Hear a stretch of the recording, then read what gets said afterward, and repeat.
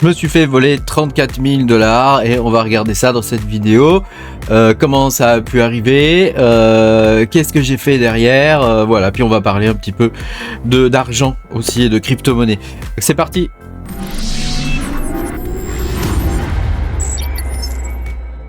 Bonjour les amis, je suis très content de vous retrouver aujourd'hui dans cette vidéo où je vais vous expliquer comment j'ai réussi à me faire voler 34 000 $.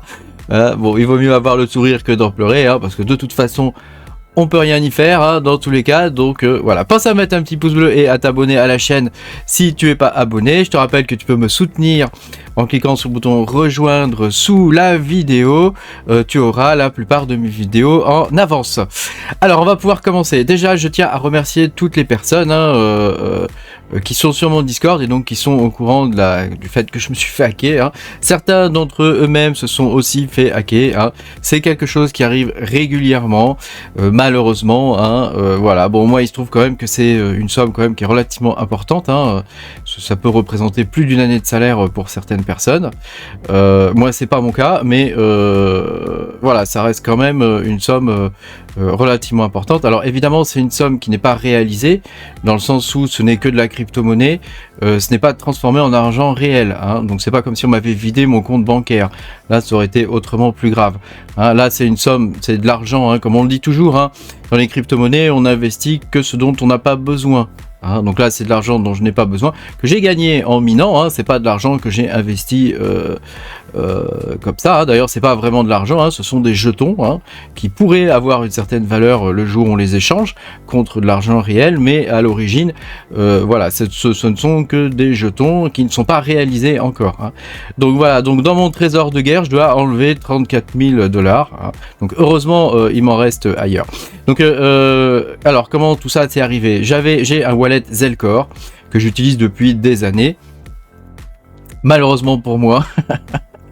Et donc quand est venu le moment de vendre les Carlson, je me suis dit je vais envoyer mes gains vers le Zelcore et puis je dispatcherai ensuite comme je fais habituellement.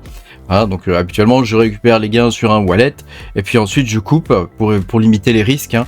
Justement je coupe, je mets un peu de ci, un peu de là, un peu sur Ledger, un peu sur truc, un peu sur machin, tu vois, voilà. Mais là en l'occurrence j'ai pas eu le temps de le faire.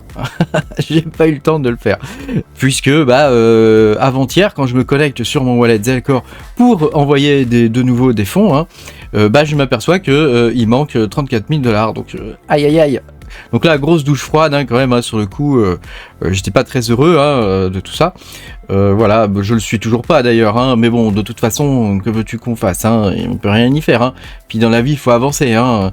Puis je te rappelle que l'argent c'est un outil, hein, c'est pas une fin en soi l'argent, hein, c'est juste un outil qui te permet, si tu as des projets, des choses comme ça, d'arriver à une fin. Mais l'argent lui-même, ça vaut rien, c'est que du papier, hein. C'est qu'une promesse quelque part, hein. Donc je m'aperçois que mon compte a été vidé. Mon compte Zelcore a été vidé uniquement des USDT. C'est-à-dire que j'avais des flux quand même, j'avais des ergos, un peu d'ergo, pas beaucoup. J'avais un peu d'ergo, j'avais quand même 3000, j'avais 3000 flux que j'ai enlevé, hein, depuis, hein. Et voilà, tu vois, enfin bon, des choses comme ça. Un peu plus de 3000 flux, 3500 flux, donc tu vois, qui n'ont pas été touchés. Étrangement, j'avais tu sais, Zelcore c'est divisé en plusieurs parties. Dans mon Zelcore principal, dans le paiement, celui que tout le monde utilise au départ, j'avais les 34 000 $, mais j'avais aussi, dans d'autres wallets, j'avais aussi des USDT, aussi, dans ces autres wallets là. Alors ce qui est étonnant, c'est que j'ai reçu, avant de me faire hacker, j'ai reçu un ping. C'est-à-dire j'ai reçu des dust, quoi, une petite somme d'USDT sur mon wallet. 2 minutes après, j'ai reçu des troncs, parce que j'étais sur le réseau Tron, hein.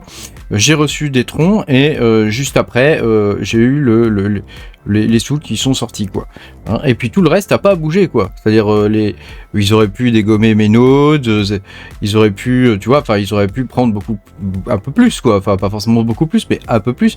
Il restait encore 2 ou 3 000 balles sur le wallet. Ils y ont pas touché, tu vois. Donc ça c'est déjà étonnant. Alors autre chose aussi, je me dis, est-ce que ça vient du réseau Tron ou est-ce que ça vient de Zelcore? Donc le réseau Tron, franchement, je ne pense pas que ça vienne de là.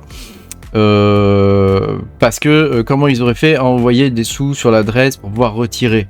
Je comprends? C'est pas logique, quoi. Donc ça ne vient pas, à mon avis, du réseau Tron, ça vient de Zelcore. Alors comment ils ont réussi à avoir mon accès aux Zelcore, hein? Comment ils ont réussi à avoir mon accès aux Zelcore? Donc il y a plusieurs possibilités, parce que moi j'avais changé le mot de passe et tout ça, mais je pense que ils ont procédé par brute force.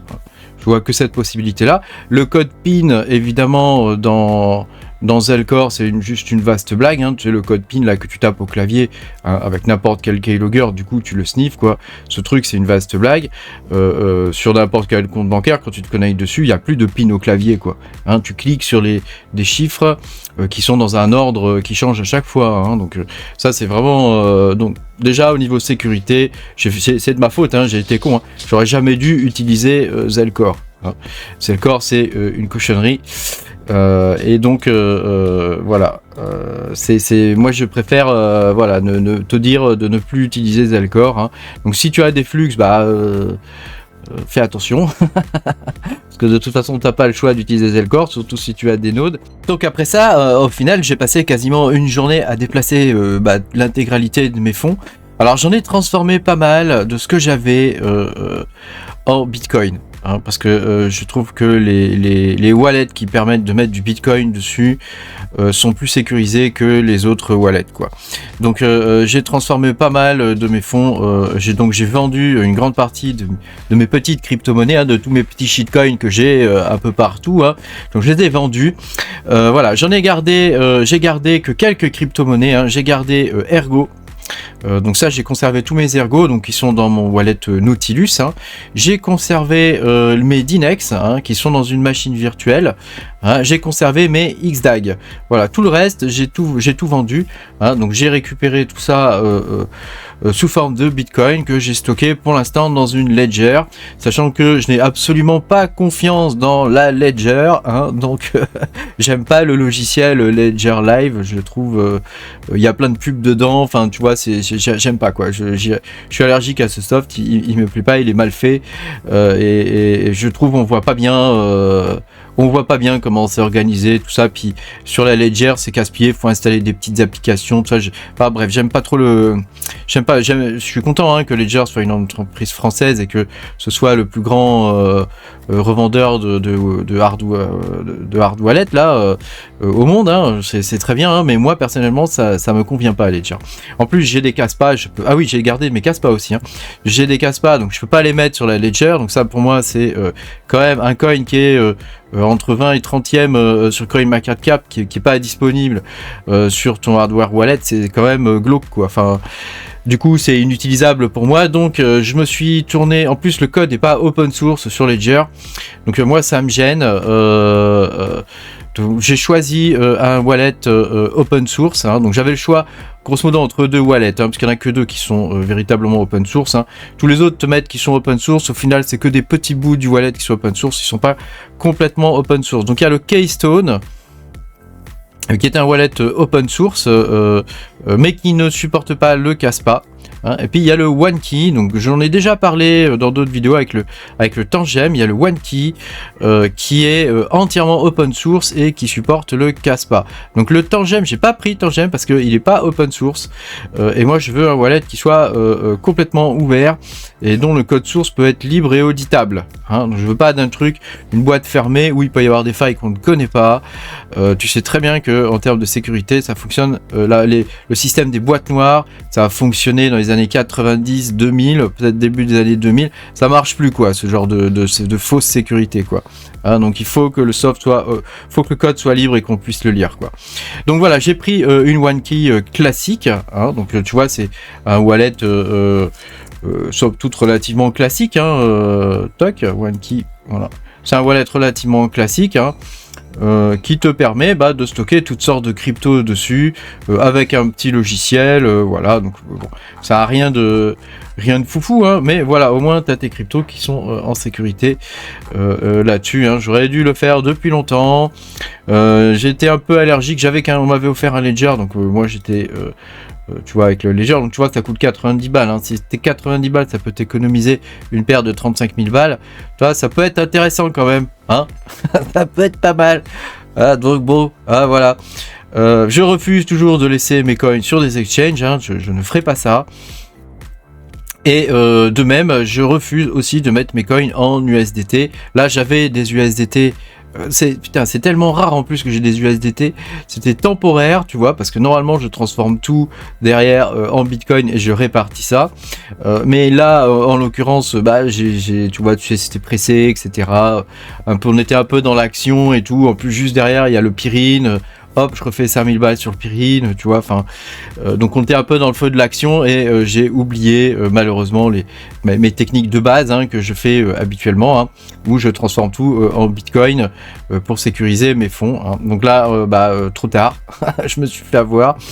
Donc bon, c'est comme ça, malheureusement, il n'y a pas de retour en arrière possible. Donc après, voilà, moi ce que je me dis, tu vois, j'ai déjà réussi à faire ce genre de somme par le passé. Là, sur le Carsen, c'était un joli coup aussi. Mais je veux dire, c'est pas le dernier, quoi. C'est pas le premier, c'est pas le dernier. Donc j'ai la technique, je sais faire. Donc maintenant, c'est qu'une question de temps pour que ça recommence, quoi. Si tu vois ce que je veux dire. Donc voilà, c'est vrai que sur le coup, ça fait mal aux fesses. J'ai eu un peu mal au cul quand même. Que 34 000 $ quand même, tu fais... un petit peu quand même. Moi, je suis pas quelqu'un de riche. Donc quand je gagne que 30 000 balles d'un coup, tu vois, je suis quand même assez joyeux, quoi. J'étais tout content. Bon, bah je les aurais pas gardés très longtemps, ceux-là. Pas grave, ça sera le tour des prochains. Enfin, j'ai déjà fait des jolis coups avant, avec le Kaspa et puis avec Neoxa. Qui a été un de mes plus jolis coups aussi, mais bon, c'est vrai que le Carsan, j'ai battu mon record quand même là. Mais voilà, ça c'est le spec mining, c'est comme ça. Il y a moyen de faire du pognon, voilà, il y a des coups comme ça à faire de temps en temps. Faut être dessus, faut être aware, tout le temps aware. C'est un peu fatigant parfois, mais c'est très gratifiant aussi. Voilà, et puis il faut aimer faire ce genre de choses. Et moi, j'aime bien faire ce genre de choses, donc je ne me laisserai pas abattre par ce genre de truc. J'aime bien faire du YouTube et vous parler, j'adore ma communauté. Et puis sur Discord, tu vois, on est un groupe. Alors maintenant qui commence à grossir un peu, quand même. Donc ça peut devenir assez compliqué parfois, mais voilà, on essaie quand même de garder ça à taille humaine. Mais ça, c'est un autre débat. Peut-être que j'y reviendrai plus tard dans une autre vidéo au début d'année 2024. On verra. Voilà. Donc j'ai choisi le OneKey classique parce qu'il est open source, parce que je peux mettre mes Kaspa dessus. Ils ont l'air de faire des développements qui sont relativement réactifs, donc moi ça me convient. Il est sur batterie, donc ça c'est cool, ça te permet voilà, de le charger. Donc c'est un truc qui se branche en USB, c'est pas un truc comme le Keystone. Le Keystone me faisait... En vrai, j'aurais préféré avoir le Keystone, en vrai. Mais comme il supporte pas le Kaspa, le Keystone, comment te dire, le Keystone il est bien parce que tu vois, il a aussi une caméra. Et il est jamais connecté à quoi que ce soit, le truc, quoi. En plus, il supporte MetaMask et tout ça, tu vois, donc il est vraiment bien, quoi, le Keystone. Voilà, mais malheureusement, je peux pas mettre mes Kaspa dessus, donc bon. Et puis il est quand même un petit peu plus cher aussi, le Keystone Pro, je crois qu'il est dans les 200 balles, je crois. Ouais, 100 balles, ouais, bon, il est à peine plus cher, quoi. À 15 balles près, c'est pareil, quoi. Mais voilà, donc tu vois, même 5 balles près, tu vois, donc... il n'y a pas une grande différence. Voilà, donc j'ai choisi ça. Il y a une version plus jolie, plus jolie avec un grand écran, tout ça. Est-ce que ça a vraiment un intérêt? Je crois pas. Voilà, je crois pas. Ça coûte quand même 250 balles, c'est quand même très cher. Donc moi, je préfère prendre un truc avec 4 boutons. Tu vois, au moins c'est des touches mécaniques et tout. Bon, voilà, je me dis, voilà. Là, avec ça, normalement, je devrais être tranquille pour l'avenir. Voilà, après rien ne dit que je changerai pas d'hardware wallet un de ces quatre, mais ce qui est sûr c'est que le Ledger ne me convient pas. Je sais qu'il y a une intégration de Kaspa qui doit se faire, Ergo aussi, mais ça fait des années que ça dure, donc c'est trop long, beaucoup trop long. En plus j'ai des gens qui m'ont dit qu'ils avaient des Ledger qui se sont quand même fait hacker, donc moi tu vois ça...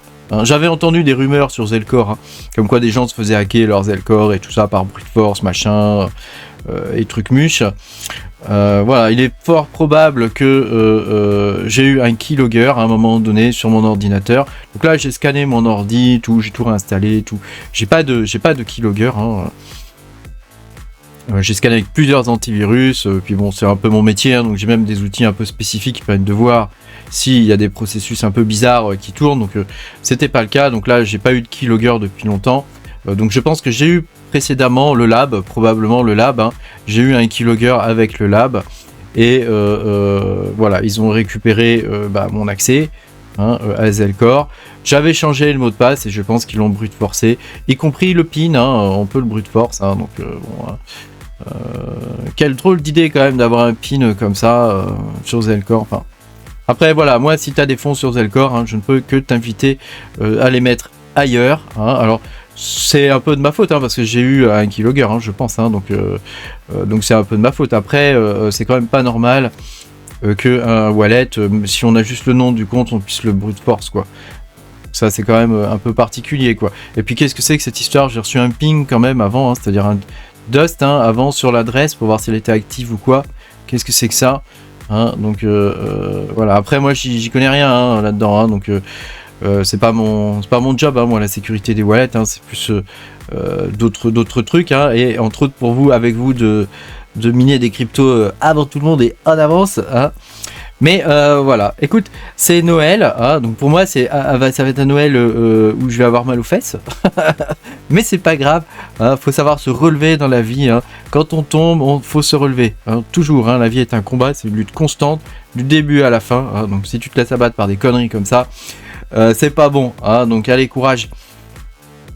En tout cas, je tiens à remercier toute ma communauté pour le support. Alors, je sais qu'il y en a certains d'entre vous qui minent sur une adresse à l'Efium. C'est vraiment très gentil de votre part. Voilà, j'en ai pas spécialement besoin.